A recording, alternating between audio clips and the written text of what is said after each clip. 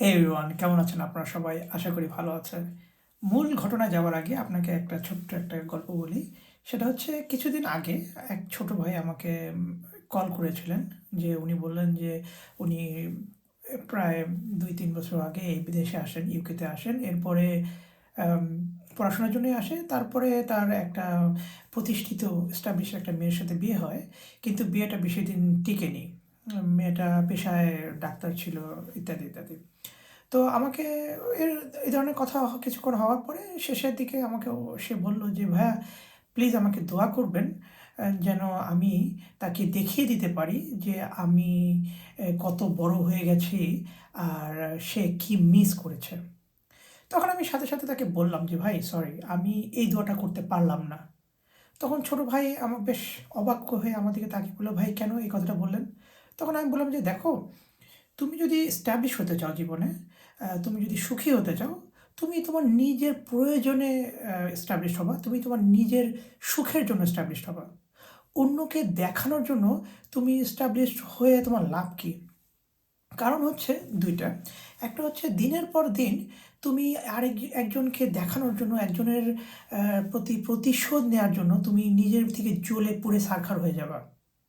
Right? তুমি যতই successful হও, যতই রিচ হও, যতই ভালো চাকরি করো না কেন, তোমার মনে সবসময় একটা জিনিসই কাজ করবে। আজকে প্রতিশোধ হইলো, কালকে প্রতিশোধ হইলো, পরশুদিন প্রতিশোধ হইলো। প্রতিশোধের আগুন তোমার মনে জ্বলতেই থাকবে। You will not feel the happiness, right? ১ number. আর ২ নাম্বার যেটা, সেটা হচ্ছে যে তুমি যাকে দেখাতে চেষ্টা করতেছো কিংবা দেখাচ্ছ, সে কি তো দেখতেছে? You don't know. তুমি তোমার এদিকে প্রতিশোধের আগুনে জ্বলতেছো, অন্যদিকে সে তার নিজের মতো নিজের লাইফ এনজয় করতেছে কিংবা লাইফে সুখে কিংবা দুঃখে আছে, সেটা doesn't matter. But matter is she she কিংবা he might not be looking at you যে তুমি কি করতেছো? অন্যকে অন্যদিকে তুমি কিন্তু তোমার তুমি দেখানোর জন্যই কিন্তু প্রত্যেক নিয়ত কাজ করতেছো অথচ অন্যরা দেখতেছে না। তাহলে লাভটা কি হইল? তোমার কিন্তু ২ দিকেই লস। ১ তুমি আগুনে জ্বলতেছো আর ২ হচ্ছে তুমি যাকে দেখাচ্ছ সে দেখতেছে না। বরং তুমি তোমার শান্তির জন্য, সুখের জন্য, সমৃদ্ধির জন্য নিজের ক্যারিয়ারের দিকে, নিজের পড়াশোনার দিকে, নিজের ফ্যামিলির দিকে যত্ন নাও, দেখবে ওটাতেই বেশি সুখী। আর প্রতিশোধ প্রতিশোধ হয়তোবা তুমি লিটারেলি নিচ্ছ না। কাউকে মাইরে পিটে প্রতিশোধ করছো না। বাট যে একটা কম্পিটিশন থাকবে, এই কম্পিটিশন থেকে কোনো লাভ হবে না। আর অন্যদিকে তুমি একদিন সাকসেসফুল হলে দেখবা যে তোমার কথা চারিদিকে ছড়িয়ে গেলে সে অটোমেটিক্যালি জেনে যাবে যে সে কি মিস করছে। তো এইজন্য আমি বলব যে প্রতিশোধ নেয়ার জন্য না, নিজের সুখের জন্যই established হওয়ারটা বেশি প্রয়োজন।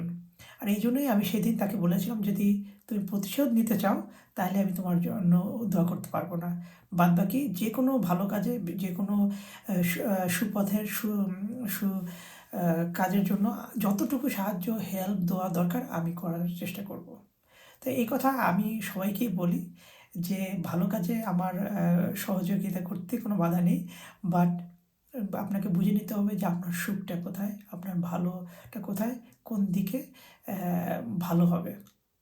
তো আজকে এ পর্যন্ত। ভালো থাকবেন। আল্লাহ হাফেজ।